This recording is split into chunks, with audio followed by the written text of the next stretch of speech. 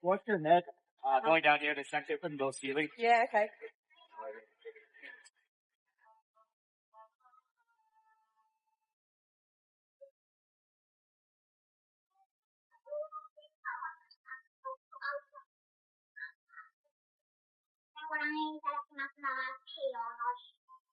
So these started out as a way for sake brewers to give like little single portions of sake for people to try their product without having to invest in a whole big bottle. And since then they've become kind of like a tourism thing where like every local town will have like special stickers done up on like the cup sake. And so when you go traveling you can get your local region's cup sake.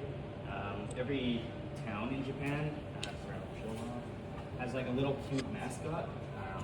My personal favorite is Kumamon.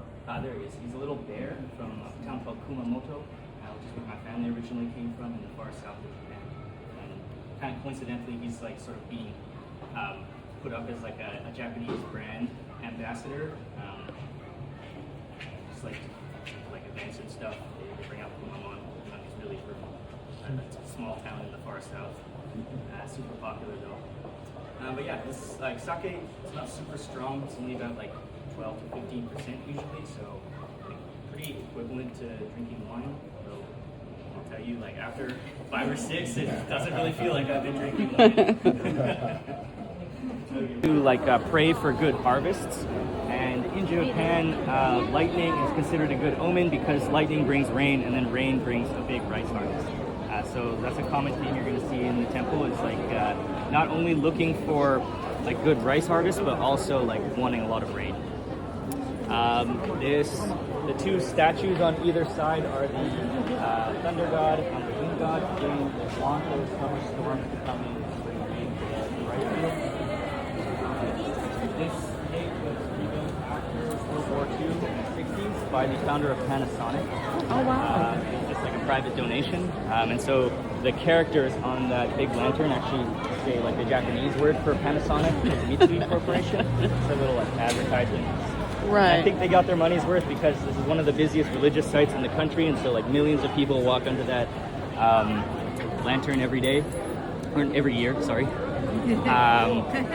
The underside of the lantern has a carving of a wooden dragon, and it's good luck to touch it on your way through. So like as we file through, just reach up, touch the Yes, dragon. sir. Yeah, dragons are a really good thing in Japan. Like in the West, where they sort of bring destruction, like dragons are peaceful and like bountiful gods, basically. Yeah, so let's check it out.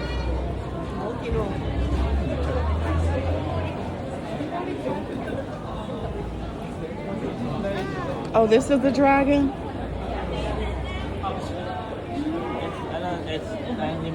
Let me get you doing this, David. Now look at me and say, lucky dragon.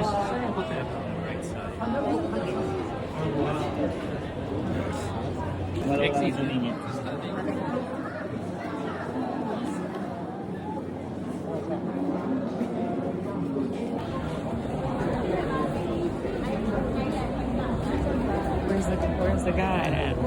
Oh, over there. Oh, okay.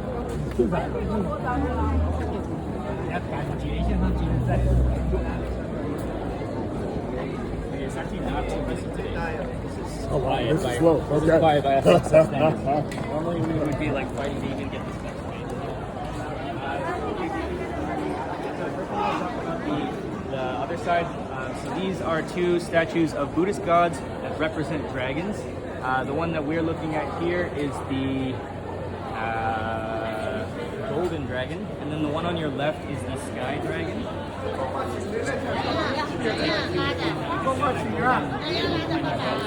The dragon that they represent. Yeah, there's another gate as we get closer to the temple as well. It's like just part of the procession to get to the center of the temple on your pilgrims in Japan. And so to cater to all of those pilgrims, about 400 years ago, locals in this area started building shops between the two gates to like sell knickknacks, food, all of that stuff to people. And so what you're looking at here is a post-war reconstruction, but the shops have been in these locations Since when? 1600s. Wow. Yeah, and so from this point on, you can't walk and eat. Nakamise Street, Nakamise Dori. Locals to set up shops here was that they had to keep the area clean, and so any food that you buy at a shop here, you have to eat at the shop and then give all the garbage back to the shop owners. Oh, nice. So yeah, if you stop to buy anything after the tour is over, that's what they're going to make you do. You can't just take it and go.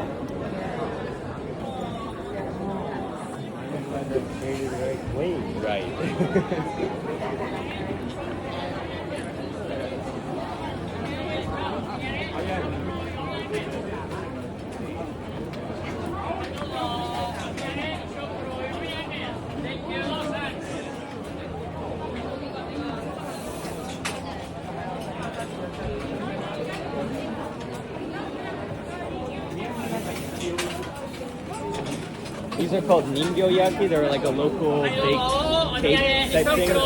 They have a cool machine that like mass produces them. Oh, wow. Yeah, you can see it right there. Oh, wow.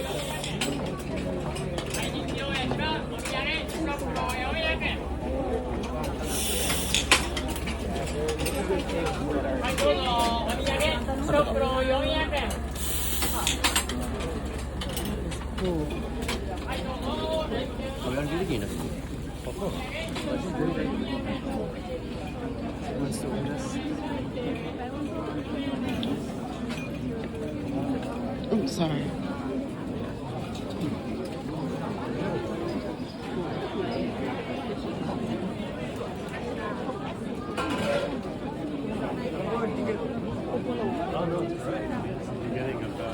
You saying this is light, Randy? Yeah.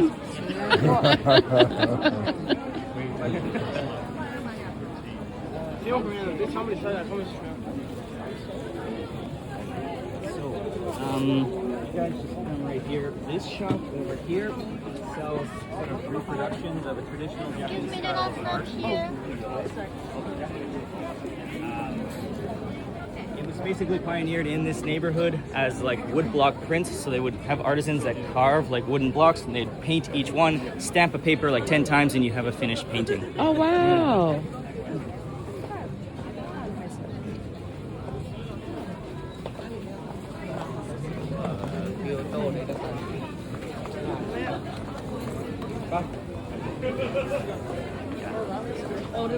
I'm going to do it last minute at gift shop tomorrow.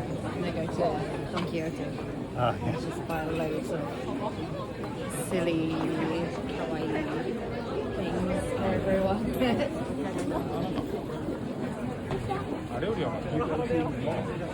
Not yet. And I haven't been to the hands. Their hands. Maybe that's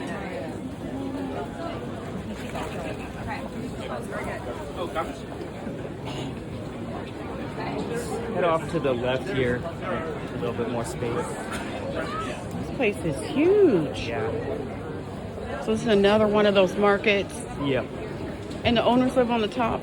That's like the traditional like meaning of Shotengai, but like these days they probably don't.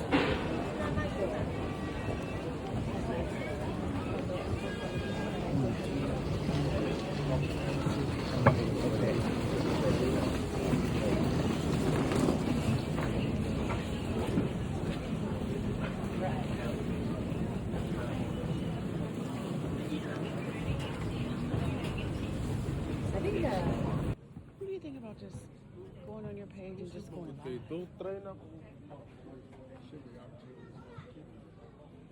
Just do it. You know what I mean? And particularly when I probably if I teach right before, right. do it live from your phone, but bounce into my Zoom meeting. Just let them know I'm gonna do a screen share that I just cut at this part. Hopefully people will come in and get some of the action going on in the background. Heck, maybe pull somebody over on camera if the live is going on. But just to be able to capture it. And that gives the experience of what you experienced when you do the last location. Have you Depends if you're seeing right. That would be exactly. I need to bring like some type of art for my wall. I always like to try to get some art wherever I go. Just keep your eye out. If we see some. Okay. Your walls are waiting for it. I'm gonna be getting. Just post it right here. This shop here I know.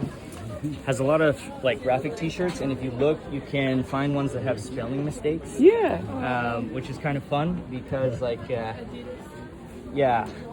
So there's a concept in Japanese called wabi-sabi, which is basically appreciation for the mistakes in a product that give it more like charm and character. Yeah. Japan's like a country of contradictions, really. So they're obsessed with perfection, but they're also kind of okay with imperfection. Wow. But like not everything. Like you're gonna pay a lot of money for fruit here because they demand it to be perfect. Right. So like a wormhole in your apple is not wabi-sabi. It's only wabi-sabi when it like gives it more charm. So like, you know, a spelling mistake on a T-shirt because the person who made it doesn't speak good English, like that's wabi-sabi. Oh, wow. Yeah. My shirt is wabi sabi. We bought it at WeGo and it doesn't make any sense what it says. Exactly. Like. We only accept cash. Have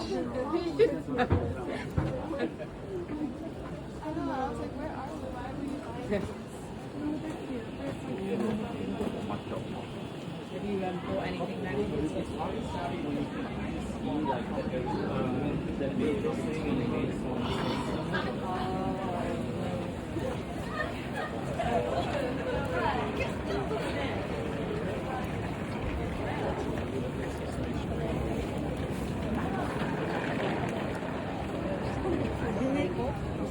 A lot of people think these are cherries. They're actually plum blossoms. So they're not sakura? No. Sakura season is not for another couple of months. Oh, wow.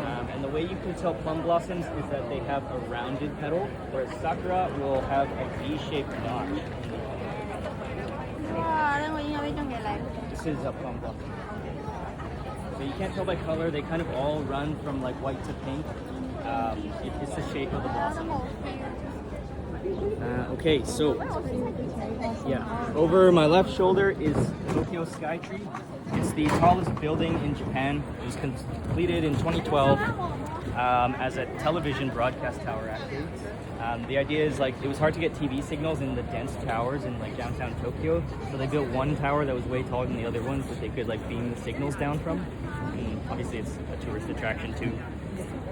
Yeah, the height of the building is 643 meters because the number 643 in Japanese can be pronounced Musashi, and that is the name for the old province that Tokyo used to be a part of in the medieval period. What's the numbers again? 643. Sorry, 634. Musashi. I had to sound it out. Musashi. Yeah, we're gonna head a little bit farther up, and I'll talk something about the like the history of the temple. But if anyone wants a photo, this is like a pretty good place to take one with the plum blossoms.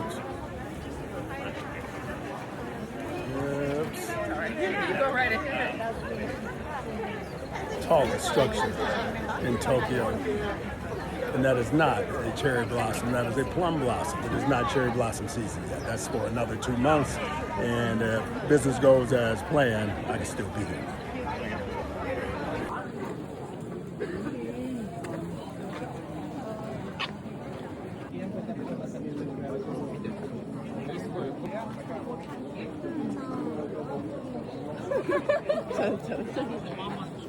Should we go right?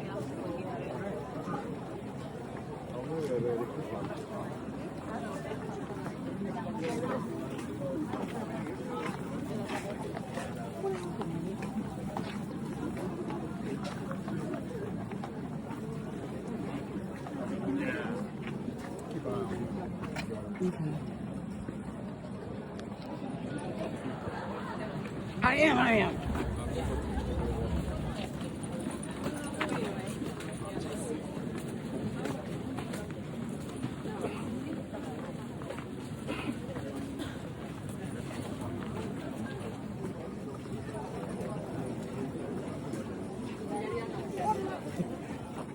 golden statue in their nets, but because they were after fish, not gold, they threw the statue back because they were hungry. And the problem is the statue was like enchanted or something because it kept coming back in their nets and they couldn't catch any fish with this weight holding the net down. And so eventually they decided to keep it and see what was going on with this statue. And they brought it to the leader of their village to like ask him what it's all about. Did they ever find out? That's the next picture? Yeah. Okay. So the village headman was a lot wiser than the fisherman. He realized immediately that the statue represented the Buddhist god Kannon, the goddess of mercy. And so he built a tiny shrine for it in his house. And that is the origins of this temple in like the 600s or so. So it's been here for like 1,400 years, give or take. So yeah, if the story is true, then this is the oldest temple in the city. But obviously, when you're dealing with those kinds of legends, you're never 100% sure if the date is correct and everything. And then they drop them like that, and he gets basically 1 second to look at it, and that's it. Where is it kept? In that gate, actually. Yeah. So, yeah, the wooden version is during the Heian period, which is this would have been about the 900s now in Japan. Japan was starting to form a hereditary class of warriors called the samurai, but they were not the classical samurai yet that we know. However, one of these early pre-samurai clans was called the Taira, and their head basically came to Sensō-Ji temple and prayed for a victory in battle, and when he won that battle, he became a patron of the temple here. And so a lot of the original buildings for Sensō-Ji, including the gates that we're looking at and the big 5-story pagoda, were built by the Taira clan. Oh, wow. They've all since burnt down and then been rebuilt, but the originals were roughly in this shape and design.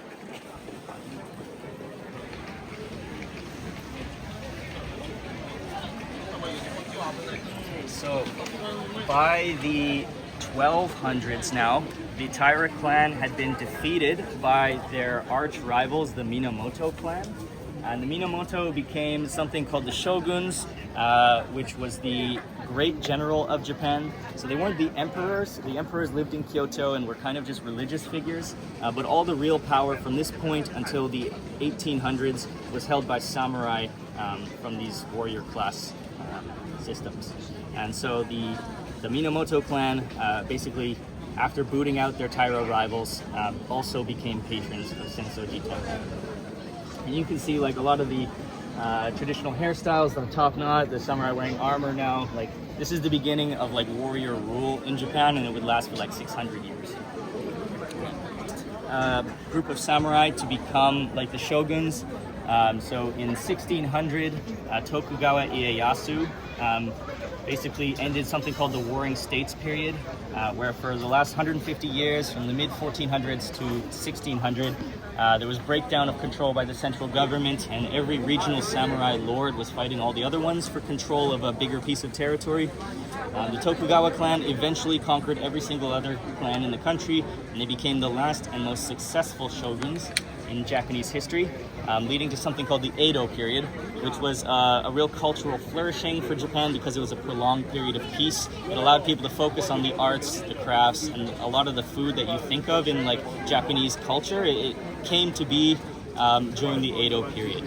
And so that's when this Nakamise shopping street was built in front of the temple, because people were free to go on pilgrimages to the temple.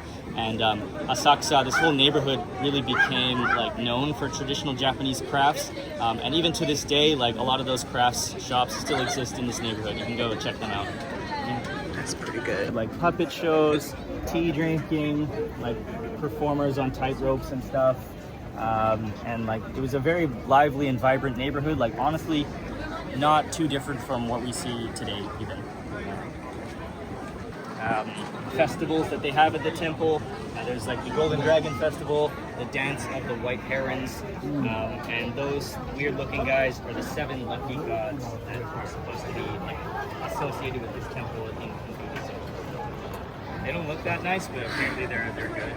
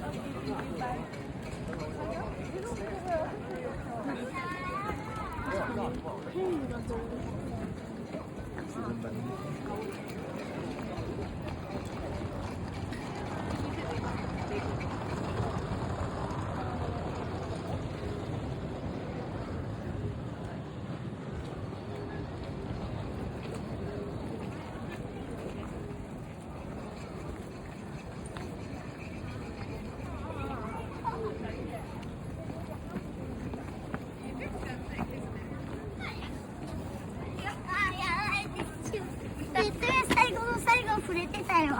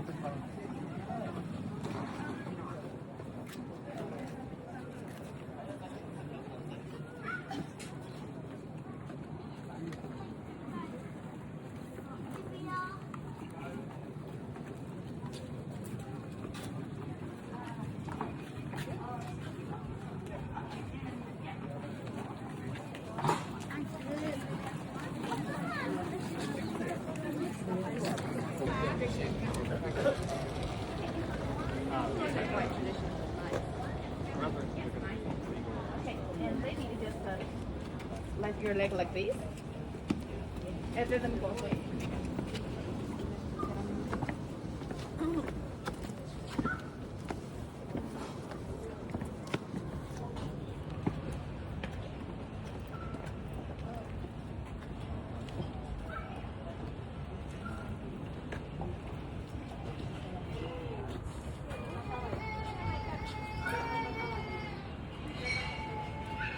This is the Ben-Tendo. It is a Buddhist temple. I'm going to talk a little bit about Japanese religion. So there are two main religions here in Japan. The native Japanese religion is called Shinto.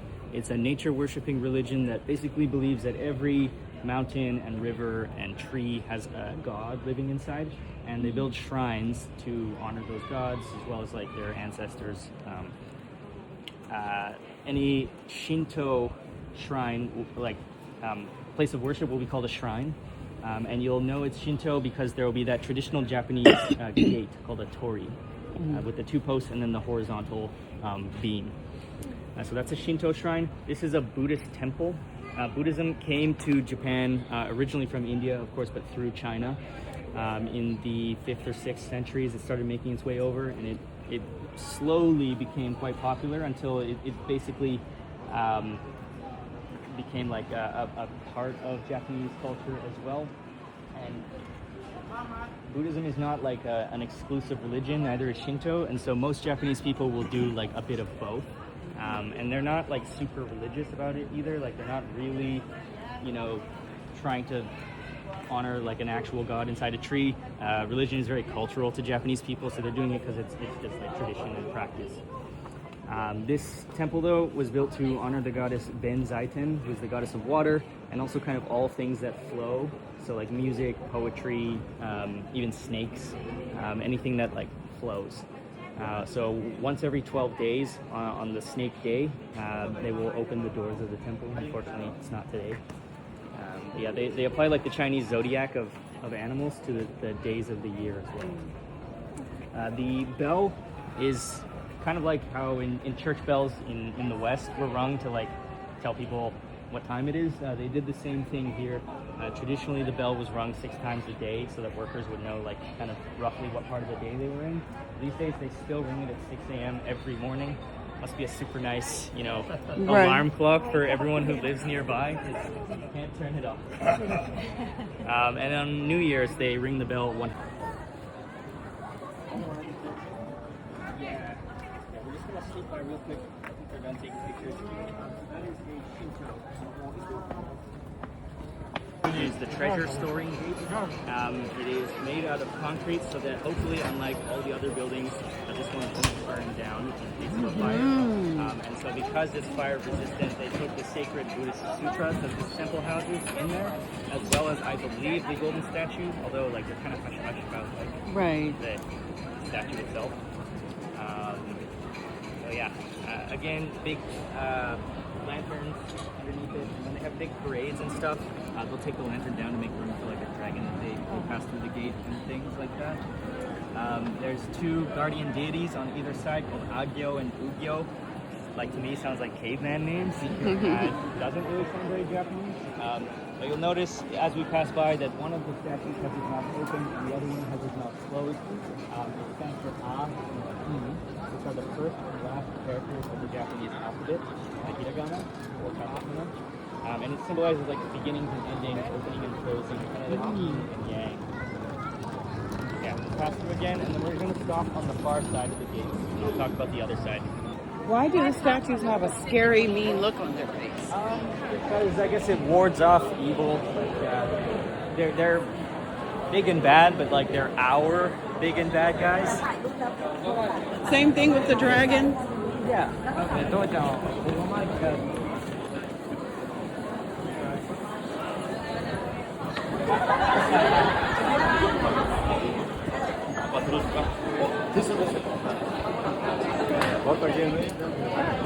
Got it, David. I might need a little help to get mine. So hold on.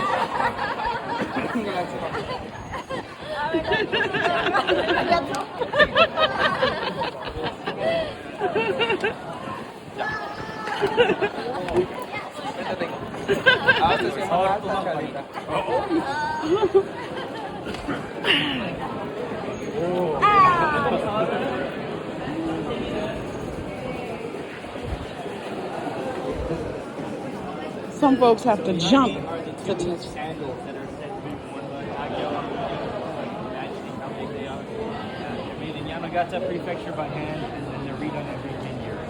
Eventually they start to rot. And it's the sandal of who? Of the 2 guardian deities. Oh, wow. Yeah. So the statues are supposed to not be life size. The sandals are supposed to be how big they are in real life.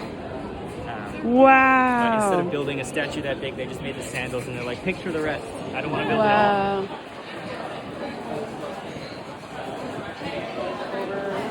Left now is a 5-story pagoda built in the Chinese style. The original one was built in the 900s by the Tyler clan, but obviously it burned down in World War II, and probably several other times before then. Tokyo has, well, back when it was called the city of Edo, in only 250 years, because everything was made out of wood to survive earthquakes, like wood can flex where stone can't. Right. The problem is wood burned, and so they had over 50 major fires and over 1,000 like minor ones that only burned a few like streets in just 250 years. Wow. And so like again, constantly being rebuilt, and that's just how things are. But yeah, this pagoda houses the ashes of the Buddha that were given to Japan, by a temple in Sri Lanka. Yeah, you can't go inside; it's not open to the public, but that's where they are. Oh, wow. Yeah. So now there's like a good luck charm that a lot of people come to Sensō-Ji to buy, and I can like help you guys do that if you would like. It's just over here. Okay. I don't know what it's called.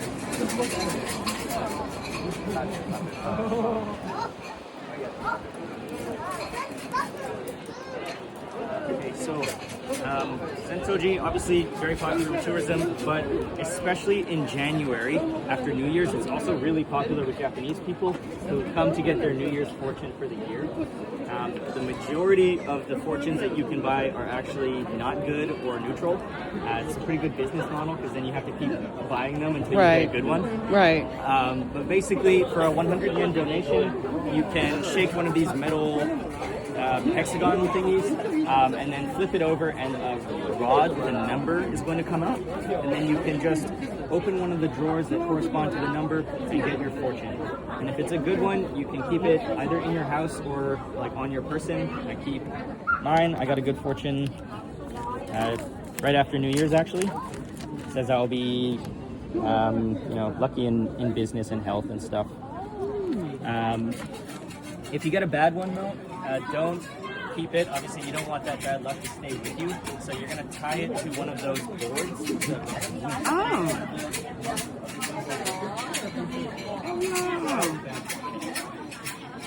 Yes, and lights right here. You can also break the bowl. I'm gonna watch you guys do it. I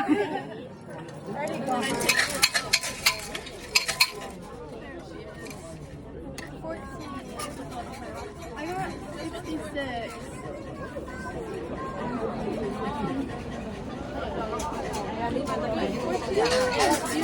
I got bad fortune. It's in English. You see it? Oh, it's in English. Ooh, that's good. That's cute. I got that. Oh, you gotta tie it to the thing now. Get rid of it. Back into the cylinder. Hold it up. Where do you put the donation at? Into a slot in the table. Oh, okay, okay. It's on the honest. Oh, that's not bad. The water coming out of the dragon's mouth, not from the basin. And then you're gonna wash your left hand, wash your right hand, and then before COVID, people would also basically rinse their mouth out and spit it out.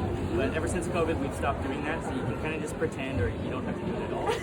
If you do put the water in your mouth, don't spit it into the basin and don't swallow it. You spit it onto like the trough at the end. And then the last step is you're gonna pour the water out of the ladle down the handle to wash the ladle for the next person. So I'll show you guys, and then I have towels for you to dry your hands after. Thank you.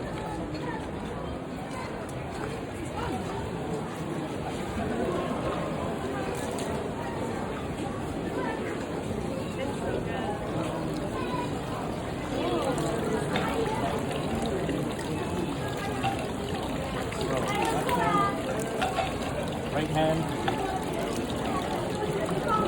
rinse, and then down there, not into the basin. And then the final step is to wash the ladle, and you push it back to the next person.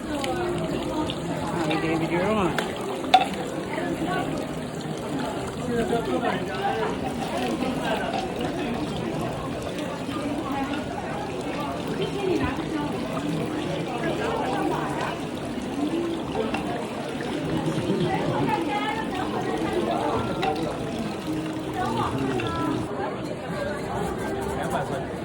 Normally, for a Buddhist culture, you take an incense and hold it between your hands and you stick it in there. But just the essence of the smoke also, from a spiritual standpoint, completes the same step. So we're going to get it the easy way.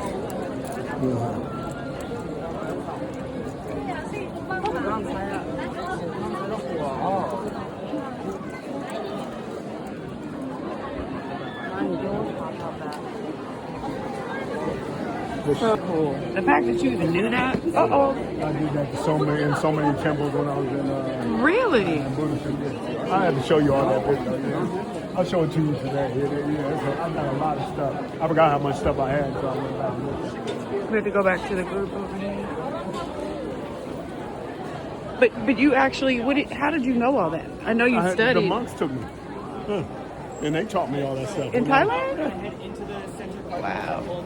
You can take photos and video of the roof, but not of the inner sanctum part. Okay.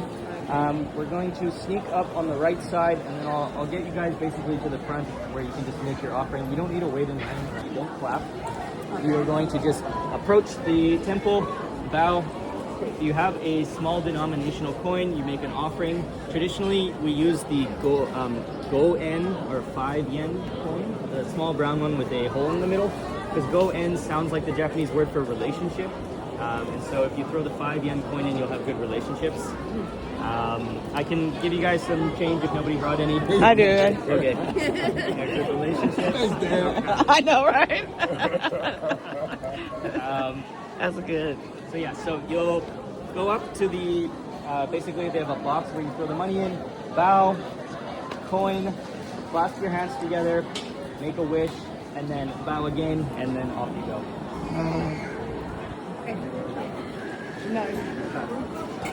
Okay.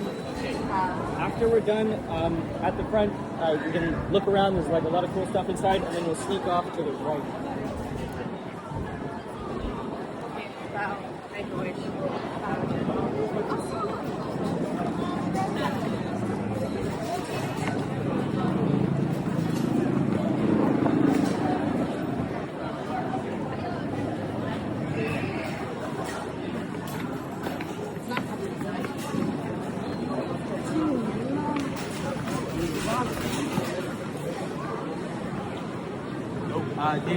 David, in here.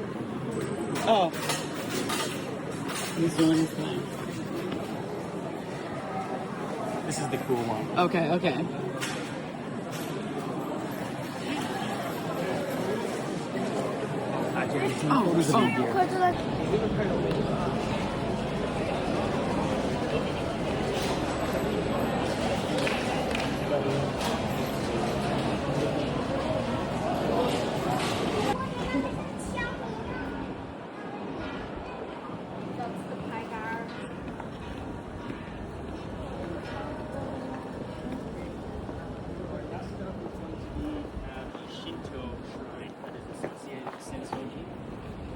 It's called Asukasa Jinja, and it's actually written with the same characters as Sensō-Ji. But in Japanese, they borrowed the Chinese writing system of like the characters, and when they did so, they also imported the Chinese pronunciation of those characters, and they just put a Japanese accent on it. But since Japanese as a language already existed, they then applied the Japanese word to every character as well, and so every character in Japanese has multiple pronunciations. And so typically they will use the Chinese style one for compound words or for foreign things, and the Japanese pronunciation for like single words or like local things. And since Shinto is the native Japanese religion, they use the Japanese pronunciation. Since Buddhism is foreign, it's like the Chinese pronunciation. Okay. Although really like Shinto and Buddhism are like this. Right, right. Like, they're often built on the same grounds. People go to the same temples and stuff. And, yeah. That's cool. Again, one is going to have his mouth open and one closed. The same reason as like the two guardian deities, like openings and closings, beginnings and endings. That symbolism. I love it. Yeah. Like, we're not going to make another donation because I'm not trying to like drain all your funds and change. But we can just go check out the temple, and then we're going to sneak off to the side and look at another shrine. So how old is this shrine? This shrine was rebuilt after World War II again. But like the Shinto shrine itself, I think, has been here for a few hundred years. Wow. We don't know the exact age. So the purpose of these dogs are... Guardians. Wow. Protecting the shrine.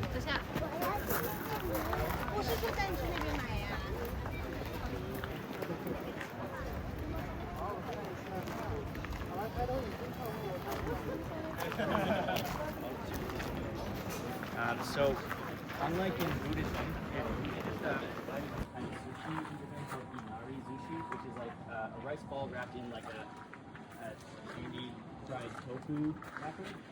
Really tasty. And they're called inari sushi, like the sushi of inari, because the box.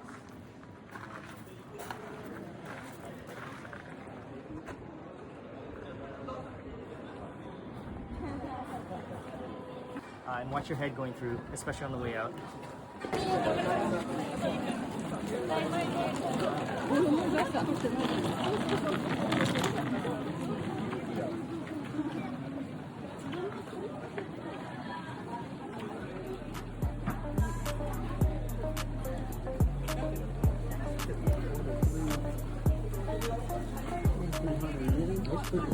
Yeah.